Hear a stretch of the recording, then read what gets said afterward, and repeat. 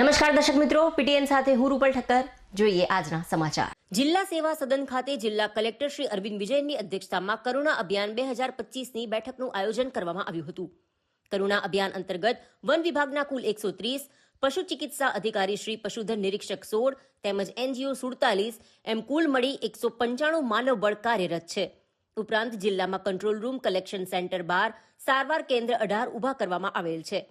આ સારવાર કેન્દ્રની વિગતો અને સંપર્ક નંબરોની માહિતી હેલ્પલાઇન નંબર અને વેબસાઇટ પણ આપેલી છે. પાટણ વન વિભાગના કંટ્રોલ રૂમનો હેલ્પલાઇન નંબર પણ કાર્યરત કરવામાં આવેલ છે. કોઈપણ વીજ ફરિયાદ કરવા માટે ટોલ ફ્રી નંબર પણ કાર્યરત કરવામાં આવ્યો છે. ઉત્તરાયણ પર્વ સમયે પક્ષીઓ બચાવવા વન વિભાગ દ્વારા જાહેર જનતાને અપીલ કરવા અંગેના પેમ્ફલેટ વિતરણની કામગીરી પણ કરવામાં આવશે.